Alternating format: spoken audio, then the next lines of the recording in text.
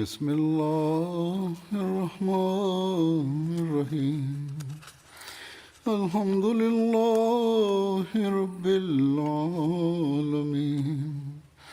الرحمن الرحيم مالك يوم الدين إياك نعبد وإياك نستعين اهدنا الصراط المستقيم صراط الذين أنعمت عليهم غير المغضوب عليهم ولا الضالين.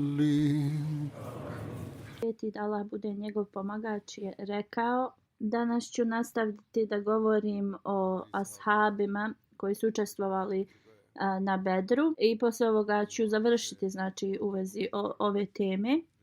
U vezi Hazreti Amar bin Rabija radijallahu anhu zapisano je da se otac mu znači zvao Rabija bin Kab bin Malik bin Rabija i nekoliko hadisa je on prenio. Abdullah bin Amir bin Rabija prenosi od svoje majke da je rekla: išli smo prema Abesiniji, Amir bin Rabija je otišao da uradi nešto. Hazreti Omer radijallahu anhu, koji je tad bio i dalje mnogobožac, je se pojavio ispred mene i on se je ponašao znači vrlo loše prema nama. O Umi Abdullah, rekao mi je Omer radijallahu anhu, jel vi odlazite? Rekla sam da, idemo u Allahovu znači zemlju dok nam on ne podari lahkoću. Vi ste nas znači učinili ovakvim i vi ste nam učinili mnogo znači poteškoća. Hazreti Omer radijallahu anhu mi je tad rekao: neka Allah bude vaš čuvar. Ona kaže: tog dana sam osjetila mehkoću u Hazreti Omerovom glasu što nisam nikad prije čula. I Hazreti Omer radijallahu anhu je znači otišao odatle i kaže bio je tužan u vezi našeg odlaska. Hazreti Amar je se tad vratio i rekla sam mu: o Ebu Abdullah, da li si vidio Omera i njegovu tugu? Hazreti Amar je odgovorio mi: da li se ti nadaš da će on postati musliman? Ona kaže: da, rekla sam, ja mislim da hoće. Hazreti Amar mi je rekao: i magarac Hazreti Omera može znači postati musliman, ali taj čovjek neće prihvatiti islam. Hazreti Lejla kaže: Hazreti Amir je ovo rekao zbog toga što su prošli kroz mnoge poteškoće od Hazreti Omera i to kada je on prihvatio islam, kroz što ga je znači učinio da prođe.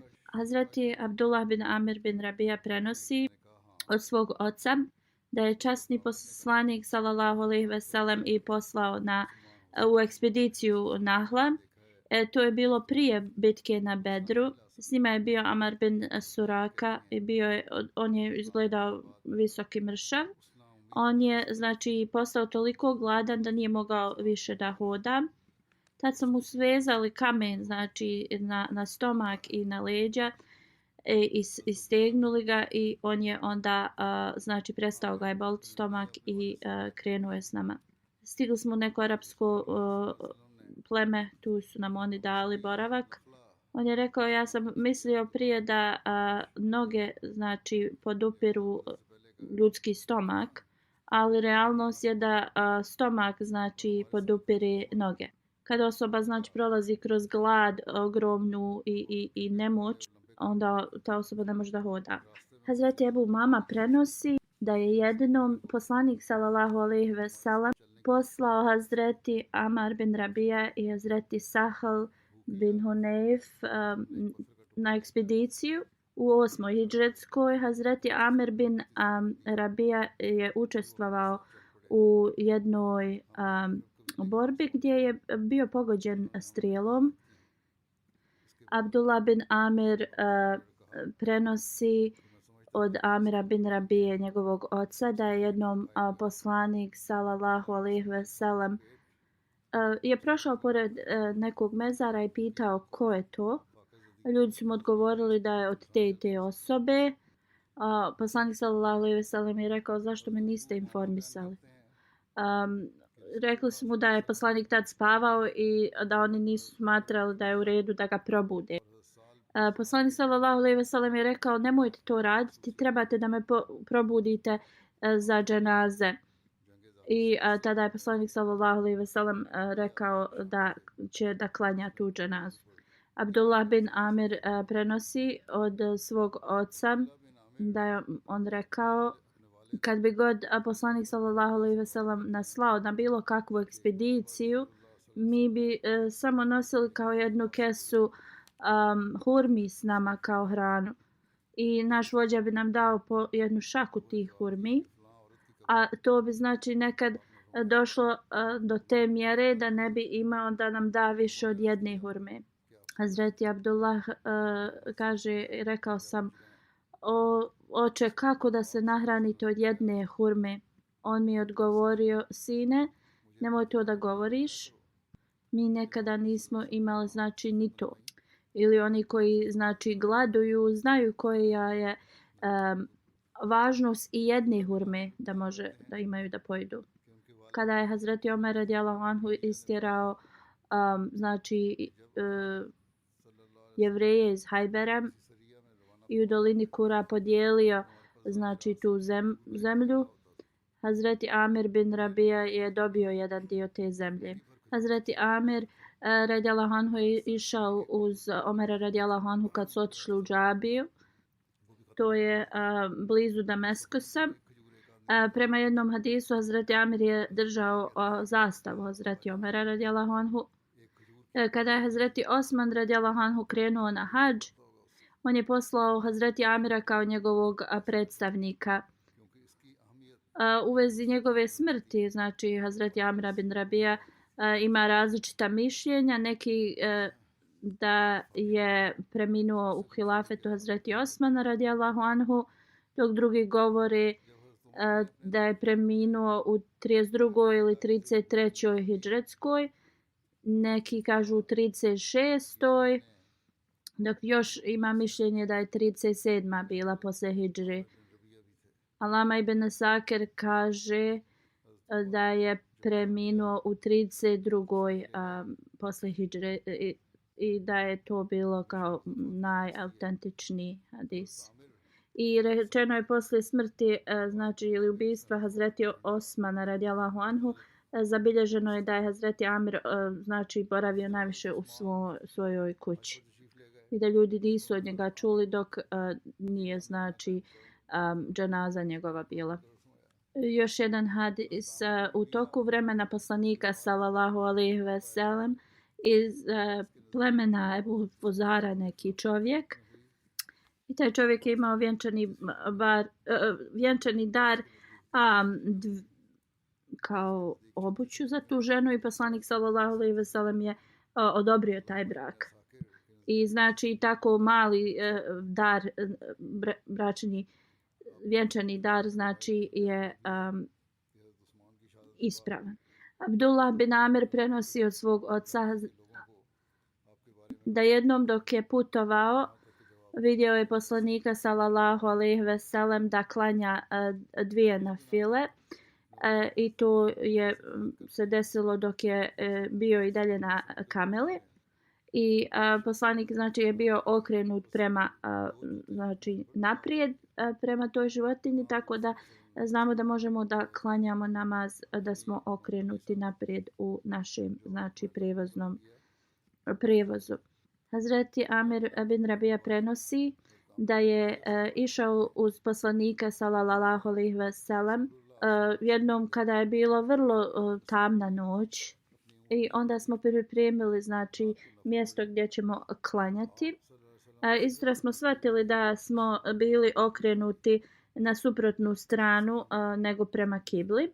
Rekli smo poslaniku sallallahu alejhi ve sellem: o Allahu poslaniče, mi smo se sinoć okrenuli totalno pogrešno od kible. Rečeno je da je posle ovoga Allah dželešanu objavio sljedeći ajet. Prijevod: Allahu pripada istok i zapad.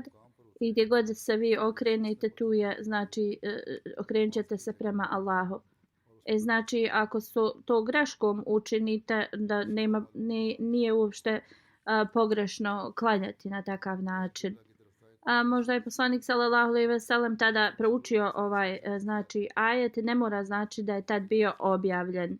Hazreti Amir bin Rabija prenosi da je poslanik sallallahu alejhi ve sellem rekao: kogod znači uči salavat, Allah dželešanhu 10 puta znači učini te salavate na tu osobu. Ako ta osoba uradi jednom, i onda znači da je vrlo potrebno učiti salavate na poslanika sallallahu alejhi ve sellem. U drugom hadisu Hazreti Amir bin Rabija prenosi: u toku vremena kada osoba uči salavat na mene, meleci znači uče salavat na tu osobu. I tako ta osoba može da odluči da li uči više ili manje salavata na mene. Hazreti Haram bin Milhan je sljedeći kojeg ću spomenuti. Zabilježeno je da on nije imao znači djece. Abdullah bin Talha kaže da Hazreti Enes mi je rekao da časni poslanik sallallahu alejhi ve sellem rekao Haram bin Milhanu i 70 ljudi je poslao s njim da idu u Benu Amer. Amir bin Tufail je bio glavni poglavica tog plemena koji je bio mnogobožac. Poslanik sallallahu alejhi ve sellem je postavio 3 uvjeta za njih, ili da znači prate poslanika sallallahu alejhi ve sellem, a ti iz grada, a sa sela će da prate njega. Znači ovaj mnogobožac je upitao poslanika sallallahu alejhi ve sellem da prihvati jedno od 3 njegovih uvjeta. To malo prije sam pogrešno prevela. I znači rekao je da ljudi iz grada mogu da slijede poslanika sallallahu alejhi ve sellem, a sa sela njega.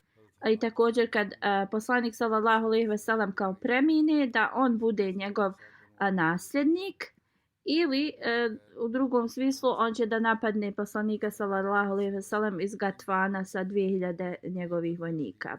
A rezultat toga je da je taj Amir se razbolio od kuge i rekao je ovo je kao obična bolest, kao što je neka Kamila bila bolesna. I rekao je dovedite mi mog konja i popeo se i znači preminuo je na tom konju. Dalje hadis spominje njegovo znači pleme. Hazreti Haram bin Milhan, on je bio brat od Ummi Sulaim i otišao je znači u Benu Amer pleme. Haram se obratio tim ljudima i rekao je budite blizu mene, prvo ću se obratiti ljudima iz Benu Amer plemena. Ako me dočekaju znači u miru, krenite za mnom. Ako me ubiju, vratite se znači svojoj grupi i informište ih. Hazreti Haram je otišao kod Amira i upitao ga da li me znači dočekuješ sa mirom da ti prenesem poruku poslanika sallallahu alejhi ve sellem. I onda su počeli znači da razgovaraju. Neko je iz tog plemena poslao signal drugoj osobi i tada su ga sa kopljem probali. Hazreti Haram je znači dotakao tu krv iz svoje rane i potreo se po svom licu tom krvi i rekao Allahu ekber, Allah je najveći, tako mi gospodara Kabe, ja sam znači postigao svoj cilj. Tada su ovi znači krenuli za drugima i napali su oni koji tu grupu, tu su bili mnogi koji su znači bili hafizi. Ubili su znači sve njih osim jednog čovjeka. Poslije toga znači kad su oni poubijali sve ove ljude, poslanik sallallahu alejhi ve sellem se molio protiv ovih ljudi 30 dana, znači molio se Allahu. I ovo je hadis iz Buharije. A prema drugom hadisu Hazreti Enes iz Buharija znači kaže da je Haram radijallahu anhu bio napadnut nečim drugim osim koplja i da se poslanik sallallahu alejhi ve sellem posle kunutove molio 30 dana protiv ovih koji su znači poubijali ove ljude s 30 dana, znači svako jutro. Hazret Muslim radijallahu anhu u vezi ovoga kaže, ako proučavate znači historiju, saznaćemo da ashabi koji su išli znači na razne misije i njihova znači ubistvo bi im donijelo mir i oni bi bili zadovoljni s tim. I njima bol tada nije značio fizička bol, oni su bili zadovoljni, bili su istrajni. Kroz sve ove znači historijske zapise možemo da vidimo da jednostavno da ovi ashabi da budu ubijeni na Allahovom putu, to je bilo za njih zadovoljstvo. Na primjer, ovi hafizi koji su bili poslati u centralni dio Arabije da bi ih podučavali islamu. Među njima je bio Haram bin Milhan.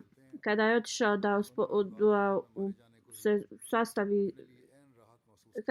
da se sretne sa Amirom bin Tufailom, ostatak te delegacije je ostavio iza sebe.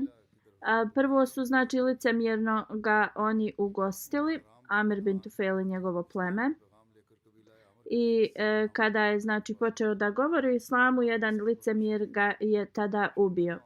I znači kada je pao na zemlju rekao je Allahu Ekber, tako mi gospodara Kabe, ja sam postigao znači svoj cilj i svoj spas. I onda su ovi osobe otišli i napali njegovu grupu. Amir bin Furhira, oslobođeni rob Ebu Bekra radijallahu anhu, koji je bio uz poslanika sallallahu alejhi ve sellem u toku migracije i također je bio među tom grupom.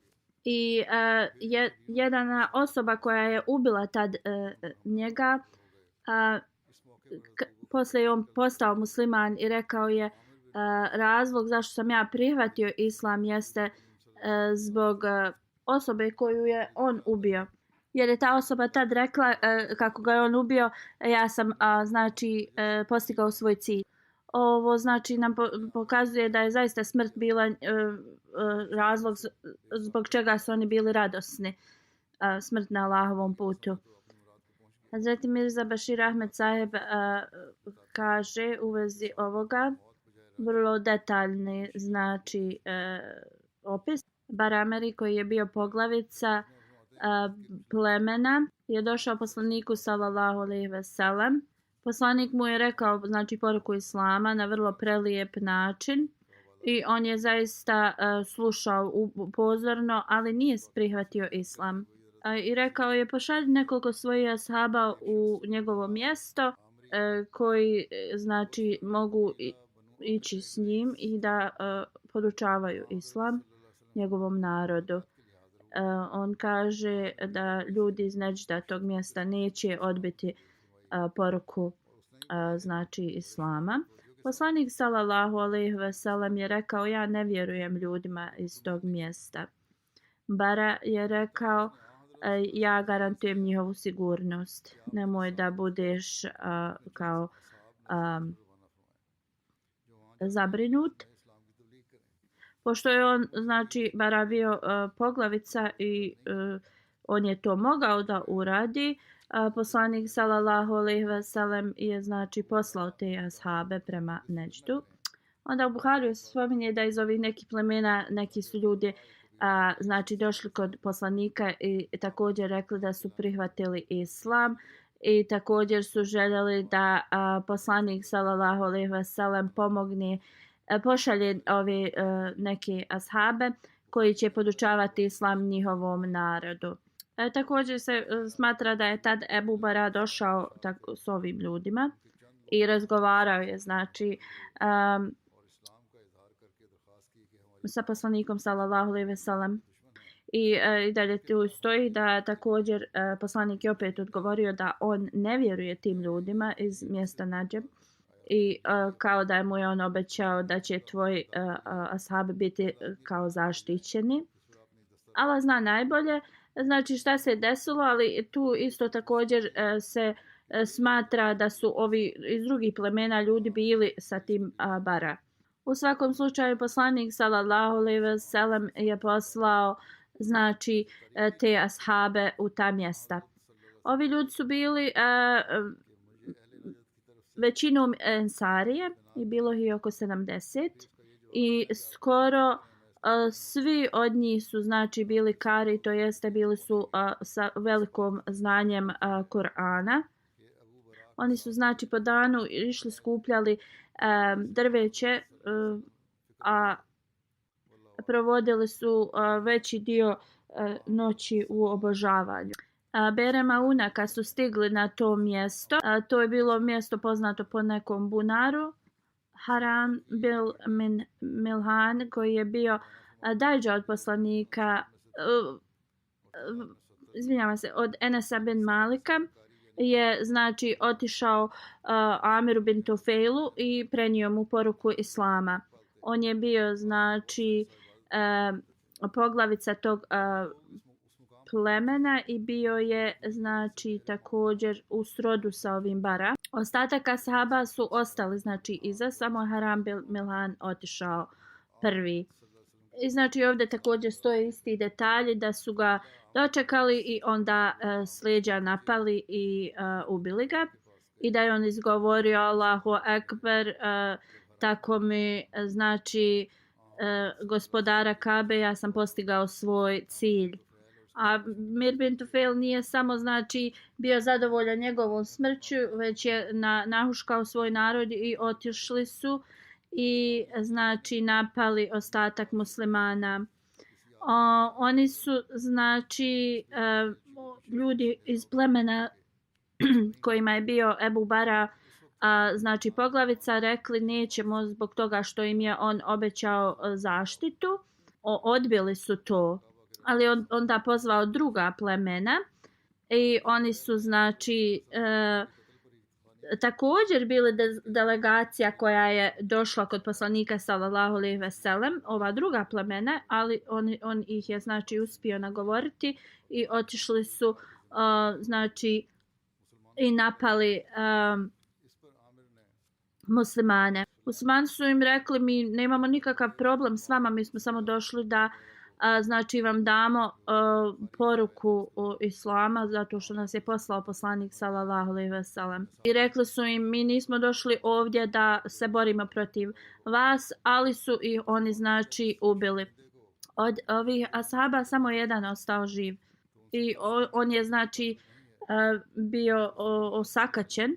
On se popeo nekako na brdo. Kab bin Zaid se zvao. Neki govore da zaista da najvjerovatnije su i njega napali i da je bio znači ranjen, ali su pogriješili misleći da je mrtav i ostavili su ga tako da je on preživio. Dvojica ashaba iz ove grupe su otišli da znači se pobrinu za kamile koje su trebale da se napasu, Amr i Munzir bin Muhammed. I kada su pogledali prema svom kampu, vidjeli su kako ptice znači jata iznad tog njihovog kampa su došle i oni su znali da je to znak da se znači borba desila i da je sigurno bilo znači mrtvih. I onda su razgovarali šta trebaju da rade. Jedan je rekao da odmah idu prema Medini. I drugi je rekao ja ne želim da bježim s mjesta gdje je naš vođa Munzir bin Amr ubijen. I on je krenuo tamo i također je ubijen. Amr bin Umeja Damri je bio zarobljen. I vjerovatno i njega bi ubili, ali su saznali da je bio iz Mudar plemena. A poglavica je rekao da će da ga pusti zato što je njegova majka kao zaklela se da će iz tog plemena da oslobodi roba. I on je rekao ja te puštam, slobodan si. I znači od ovih 70 ashaba samo su dvojica preživjeli. Amar bin Fuhira, oslobođeni rob Ebu Bekra radijallahu anhu, bio je znači jedan od šehida koji su poginuli na Bere Mauna. Džebar bin Selima ga je ubio. Džebar je poslije znači prihvatio islam i rekao razlog zbog kojeg sam prihvatio islam jeste kada sam ubio Amira bin Fuheire i rekao je dok sam ga ubijao tako mi Allaha ja sam postigao svoj cilj. Džebar kaže kada sam čuo ove riječi bio sam zaprepašten da sam nekoga ubio, a ta osoba je rekla ja sam znači postigao svoj cilj.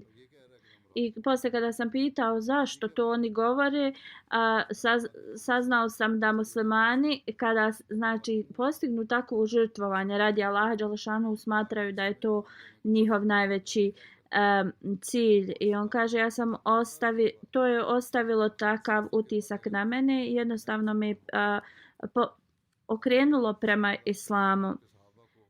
Poslanik sallallahu alejhi ve sellem je tada dobio vijesti u vezi Bere Mauna i druge još borbe i bio je vrlo tužan zbog ovoga i hadisi znači prenose da je poslanik sallallahu alejhi ve sellem nikada nije bio toliko tužan u vezi nečega kao što je bio u vezi ovoga, jer otprilike 80 ashaba je tad bilo ubijeno na oba dvije te bitke, na oba dva ta incidenta, ali to na takav licemjeran način, jer je poslanik sallallahu alejhi ve sellem poslao te ljude radi propagiranja vjere, a ne da se idu znači da se bore. I to su ljudi bili vrlo znači siromašni ljudi. I poslanik sallallahu alejhi ve sellem rekao da ovo je kao da je izgubio 80 sinova. I ovo je znači duhovna veza je iznad, može se reći, fizičke veze. A poslanik sallallahu alejhi ve sellem bio je toliko tužan radi ovoga. Iako islam nas uči da uvijek budemo znači strpljivi, sabor da imamo. Poslanik sallallahu alejhi ve sellem je tada rekao inna lillahi wa inna ilejhi rađiun i onda je rekao ovo je znači rezultat Ebu Bara koji je učinio da ja pošaljem ove ljude zbog njegovog obećanja. Ja sam bio, znači sumnjao sam u ljude iz Nedžida. Hazreti Saud bin Haula, sljedeći je kojeg ću spomenuti. Benu Malik bin Hasel je njegovo pleme bilo, mada neki govore da je on bio kao prijateljsko pleme Benu Amira. Perzijac je i oni su kao iz Perzije se doselili u Jemen. Amir bin Sal prenosi od Sad Maka svog oca da je poslanik sallallahu alejhi ve sellem došao da me posjetiti kada sam bio vrlo bolestan. To je bilo u vrijeme Hadžetul Veda. Da on kaže ja sam rekao o Allahov poslaniče mnogo sam bolestan kao što možeš da vidiš i ja sam bogat ali samo imam kćerku jednu. Da li da dam 2/3 svog znači imanja za sadaku? Poslanik sallallahu alejhi ve sellem je rekao ne. Onda sam ga pitao da li da dam pola. Poslanik sallallahu alejhi ve sellem je rekao ne. Možeš da daš 1/3 i to je dovoljno. Bolje je za tebe da ostaviš svoju znači potomstvo u dobrom stanju umjesto da ih ostaviš u teškom stanju.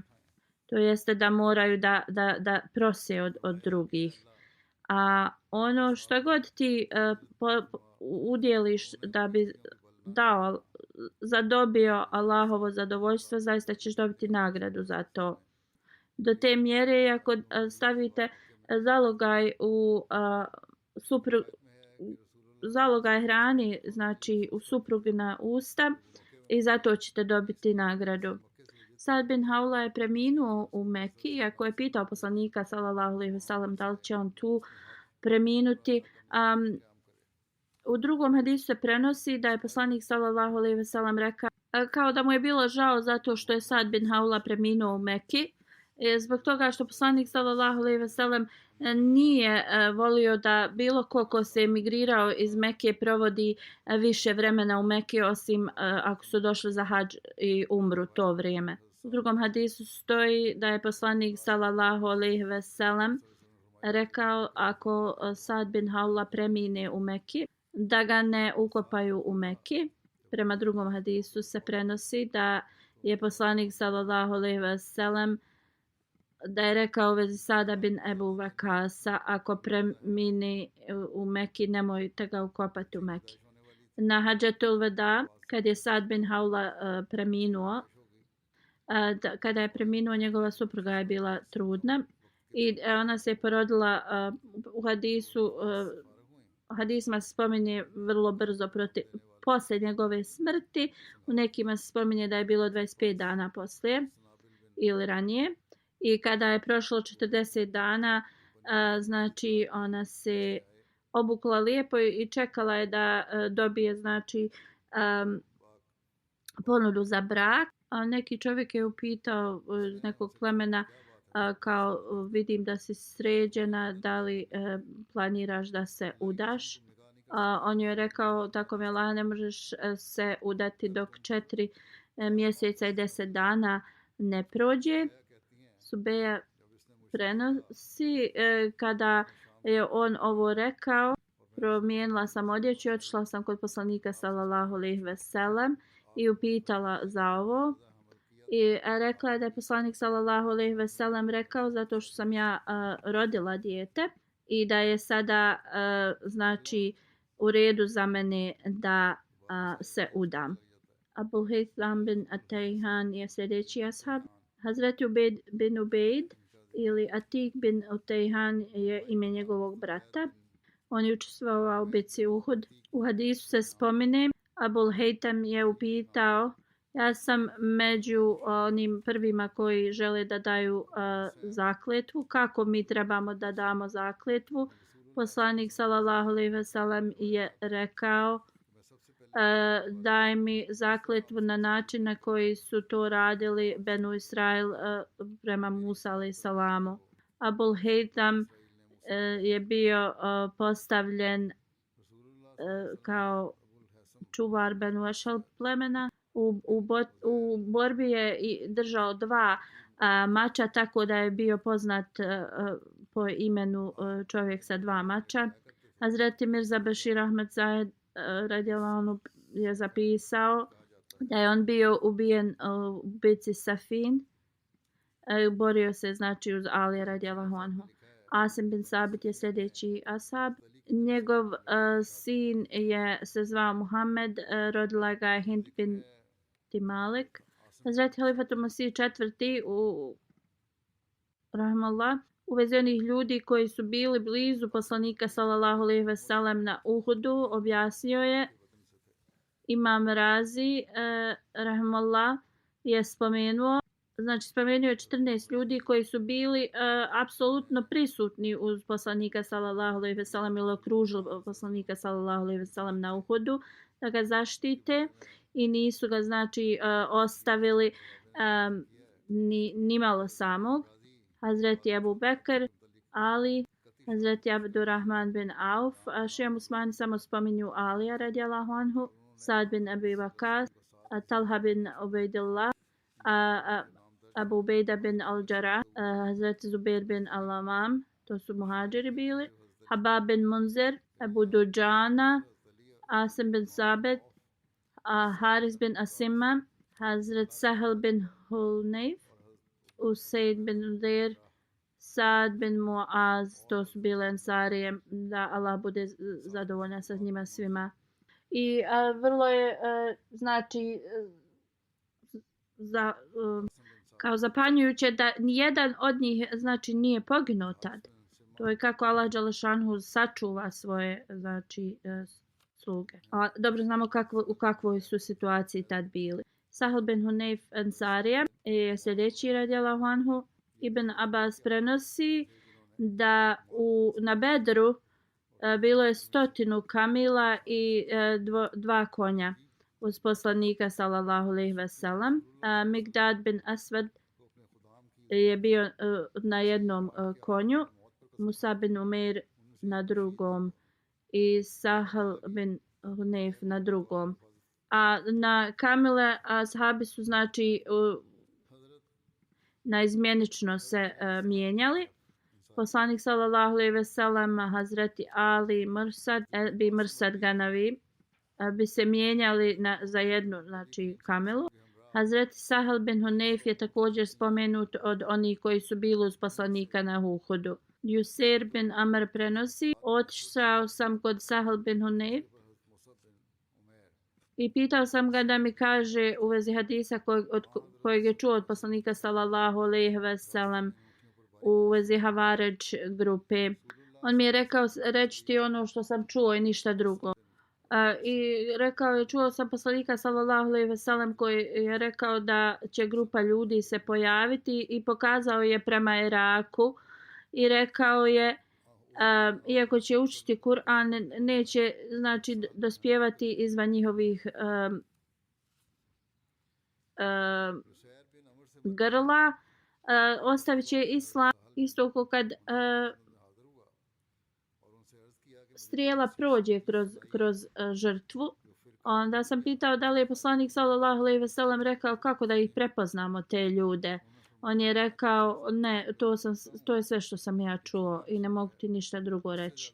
Mir bin Said prenosi: Hazreti Ali je klanjao dženazu Hazreti Sahal bin Hunayfa i 5 puta je glasno rekao tekbir. I onda kad su ga pitali zašto si na taj način učio tekbire, on je rekao ovo je Sahal bin Hunayf. On je bio među onima koji su učestvovali u bitci na Bedru. I ljudi koji su učestvovali na Bedru su iznad onih koji nisu. I da znači ja pokažem razliku među tih ljudi, zbog toga sam izgovorio znači više tekbira. Džabar bin Sahr je sljedeći. Kada je Hazreti Ali krenuo u Benutaj ekspediciju u Rabiul Aher u 9. hidžretskoj, u vezi ovoga je zapisano da je poslanik sallallahu alejhi ve sellem poslao Hazreti Alija sa 150 ljudi u Benutaj da znači unište njihovog idola Fulsa.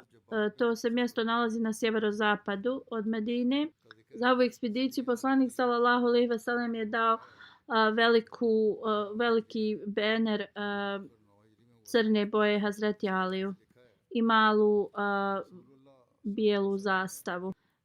Hazreti Ali je napao ljude iz Hatem izutra i uništio je tog idola Fulsa. I vratio se u Medinu sa velikim ratnim plijenom iz Benutaj kao ratni plijen. I također su imali dosta zarobljenika. Hazreti Džabar bin Sahr je tada nosio zastavu u toj ekspediciji.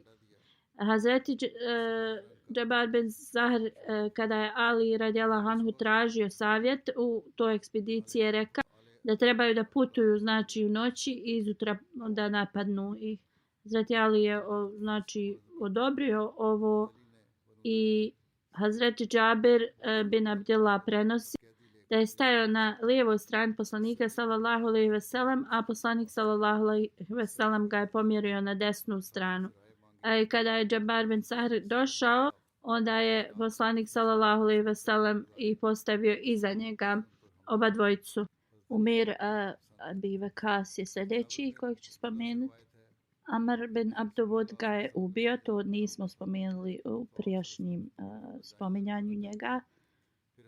Ahsan bin Said se također spominje da je bio ubijen od njega u drugom hadisu, da ga je on ubio. U drugom hadisu je spominje da je poslanik sallallahu alejhi ve sellem poslao Hazreti Kutbu i 20 još ljudi u 9. hidžretskoj prema nekom plemenu koje je živjelo blizu Tabala mjestu. Poslanik sallallahu alejhi ve sellem im je naredio da iznenada napadnu to pleme. Ovi ashabi su otišli sa 10 kamila i također se mijenjali, znači da jašu.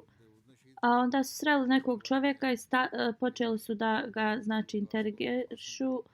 On je glumio kao da ne može da govori i na jedan put je počeo da, znači, vrišti da bi on, znači, prizvao pažnju svog plemena i onda su oni ga ubili.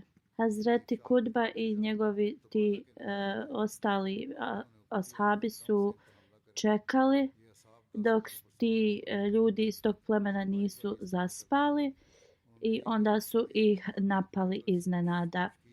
Bila je, znači, velika borba i s oba dvije strane je bilo ranjenih. Hazreti Kudba je ubio mnogo, znači, tih ljudi a oni su također vratili se u Medinu sa mnogo zarobljenika. Imam Bagvi kaže da Hazreti Kudba nije prenio nijedan hadis. U svakom slučaju, ashabe koje sam želio da spomenem dodatne detalje u vezi njih sada završavam i također želim sada svima da uputim molbu da se mole za Ahmed i muslimane u Pakistanu, da im Allah podari lahkoću jer prolaze kroz vrlo teške trenutke, da Allah dželešanhu, znači, podari mudrost i znanje onima koji to rade protiv njih, da znači Allah dželešanhu uspostavi zakon i oni koji govore da radi Allaha i njegovog poslanika rade ovo, da i Allah zaustavi. Također se molite za članove iz Burkina Faso. Oni su, znači, dalje prolaze kroz teške vremena jer tu teroristi također i dalje rade, znači, teror nad njima i to, znači, u ime Allaha i njegovog poslanika. Također se molite za članove u Alžiru. Njihov, znači, vlada i ti vladini upravnici provode razna, znači, progone ih, znači, tu. Da Allah dželešanu drži sve njih pod svojom zaštitom. Posebno, znači, dovite i dajte sadaku za ovo. Da Allah dželešanu uvijek zaštiti sve one od neprijatelja. Poslije džume klanjaću neke dženaze u odsustvu i spomenut ću neke detalje. Muhammed Rashid Saheb Šehid je prva dženaza.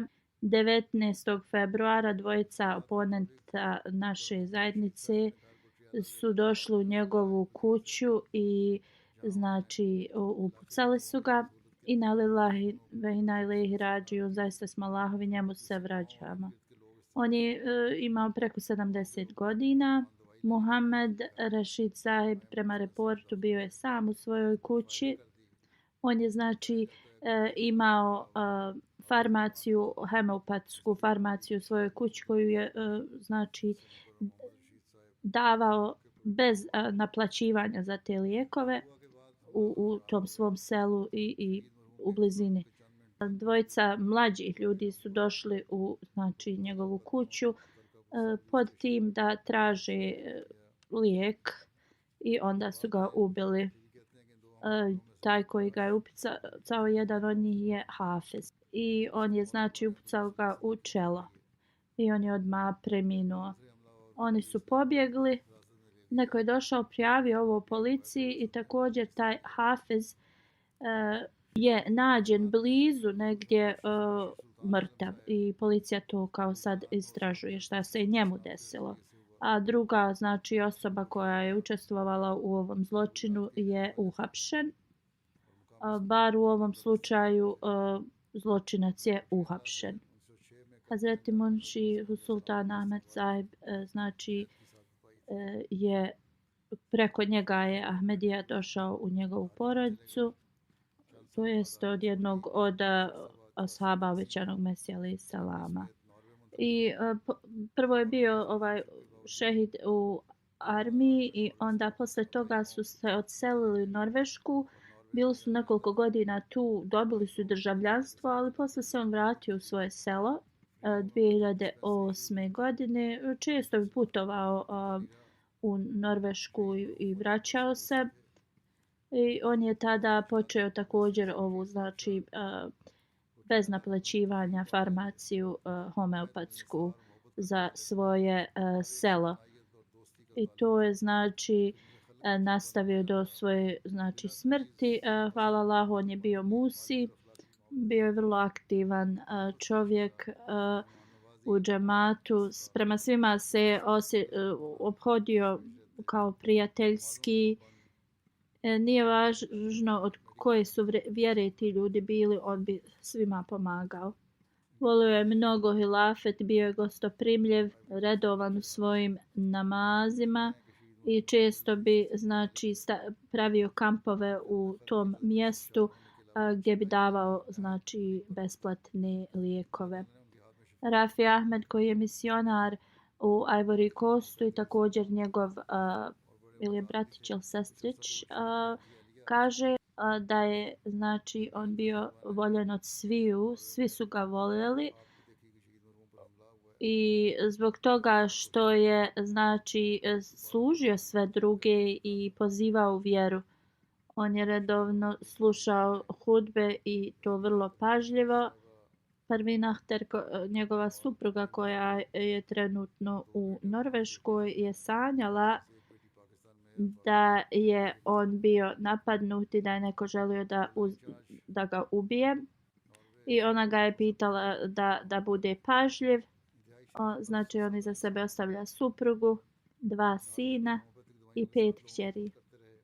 Jedna je u Pakistanu dok ostali djeca žive u raznim zemljama. Misionar, glavni Šahid Mahmud koji je glavni u Norveškoj misionar, kaže da je on bio vrlo jednostavna i dobra osoba. Svima bi znači pomagao i Norveškoj sa tom homeopatskom medicinom i kako se znači penzionisao otprilike 12-13 godina se znači služi ljude u svom selu. Ponekad bi dolazio u Norvešku. Uvijek je bio spreman da pomaže drugima i znači odnosio bi on o svom trošku direktno njihovim kućama te lijekove. Njegova supruga je tek 2019. dala znači bejat, ona nije bila Ahmedija, ali uopšte se nije znači uopšte se nije protivila svom mužu i sva njihova djeca su se oženila ili udala za Ahmedi muslimane. I on kaže 2019. je znači jedino došao da bi njegova supruga uradila znači bejat. On također rekao da je veliko znači opasnost ići u Pakistan, ali zbog toga što ljudima je zaista potrebna ta medicina, on jednostavno je zbog toga bio u Pakistanu i rekao je ne bojim se smrti, smrt će doći svakako jednog dana. Da mu Allah dželešanu znači podari oprost i milost i njegovoj porodici sabor. Sljedeća dženaza je od 2 osobe, Amani Basam Adžlavai i Saleh Abdul Moin Kutajsićin. Oni su iz Turske. Sadik Saheb, misionar i predsjednik iz turskog džamata, piše zbog 2 znači zemljotresa u Turskoj. 2 znači Ahmedi džamatlije, majka i sin su izgubili svoj život u zemljotresu. Inna lillahi ve inna ilaihi rađiun. Osim njih, ostatak Ahmedi je svi su dobro. osim nekih malih povrijeda. Znači, majka je imala 23 godine, ona je iz Sirije rodom. Abdulmuhin Kutejš je njen suprug. Ona je prihvatila Ahmedijat prije 2 mjeseca zajedno sa svojim suprugom. Njen svekar je rekao da na dan zemljotresa pitao je da li je rekla svojoj porodici da je prihvatila Ahmedijat. Ona je rekla da je rekla svojim roditeljima. I ona je bila zadovoljna da njeni roditelji nisu se, znači, suprotstavili to njenoj odluci. Njen sin, njemu je bilo 3 godine, Salah je također poginuo. Inna lillahi wa inna ilaihi rađiun. Izvađeni su nakon 2 dana. Ona iza sebe ostavlja 6-godišnju kćerku i supruga. Šamsudin, misionar iz Kebabira, kaže da su se njena porodica iz Sirije, znači, migrirala u Tursku. Amani Sahiba je bila vrlo dobra, skromna žena. Ona je također podstakla svog muža i braću da prihvate Ahmedijat. On kaže, moja supruga mi kaže da je Amani Sahiba bila uz svoje, znači, svekra i svekrvu i bila je, znači, vrlo dobra snaha. Bila je vrlo sretna na dan kada je dala bejat. Da Allah im, znači, oprosti i podari milost. Sud Ahmed Munib je 3. dženaza, on je bio misionar. 15. februara je preminuo od srčanog udara. Imao je 53 godine. Inna lillahi wa inna ilaihi rađiun. On je bio Musi, hvala Allahu. Cijenjeni Muhammed Čaudri Sahib je njegov otac. Služio je mnogim mjestima u Pakistanu, onda od 1998. do 2006. U Africi. Onda se vratio u Pakistan i služio kao misionar u Pakistanu. Iza sebe ostavlja suprugu, sina i 2 kćerke. U vezi njega je zapisano da je bio iskren, predan svom poslu, vrlo, znači, istrajan misionar. Abdul Vakil, misionar, piše, bio je vrlo, znači, pažljiv prema ljudima koji su dali svoj život u službi džemata i također ako nešto ne bi znao, on bi također i mene pitao, iako sam ja dosta mlađi od njega. Bio je vrlo skroman, a on je, znači, boravio neko vrijeme u Keniji, u Africi i često bi spominjao to vrijeme. Često bi govorio ljudima iz Afrike i rekao je da su ti ljudi vrlo iskreni i imao mnogo veliku ljubav prema njima. Ferid Mubarak piše, bio je vrlo čista osoba, iskrena, predana, pobožna, imao je ogromnu ljubav prema hilafetu. On kaže, bio sam vrlo sretan kad sam čuo da u naše mjesto će doći jedan senior misionar, jer to je nama bilo potrebno. Jednostavno na prvom sastanku toliko me impresionirao. Kada je, znači, održao prvi svoj govor u džami i svi koji su tu bili prisutni jednostavno su rekli kako je dobar govor održao. Bio je vrlo gostoprimljiv, svak je mogao da dođe da ga posjeti u njegovu kuću. Znači, bio je predan džematskoj službi. Kada bi, znači, on govorio ili održavao govore, mnogi bi plakali slušajući ga. On bi uvijek, znači, svima pokušao da u srce stavi brigu prema džematu.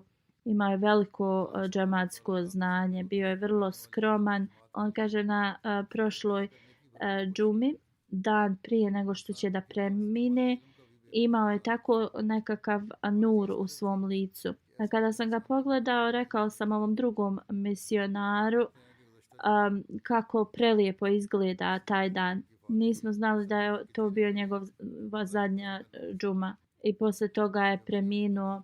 Da mu Allah podari milost i oprosti i uzdigne njegov status. Ako Bog da, ja ću da klanjam svima dženazu u odsustvo. उसके बाद उनकी वफात हो गई। अल्लाह ताला उनसे मग़फ़िरत और रहम का सलूक फरमाए, निजात बुलंद करे। इन सब के जनाज़े इंशाअल्लाह अभी पढ़ाऊँगा।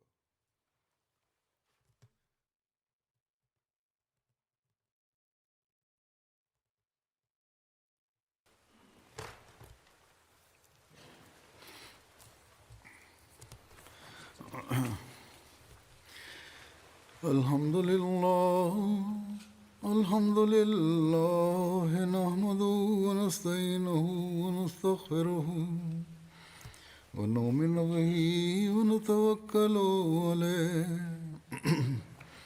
ونعوذ بالله من شرور أنفسنا ومن سيئات أعمالنا من يهده الله فلا مضل له ومن يضلل فلا هادي له ونشهد أن لا إله إلا الله ونشهد أن محمدا عبده ورسوله عباد الله رحمكم الله إن الله يأمر بالعدل والإحسان وإيتاء ذي القربى وينهى عن الفحشاء والمنكر والبغي يعظكم لعلكم تذكرون اذكروا الله يذكركم وادعوه يستجب لكم ولذكر الله أكبر.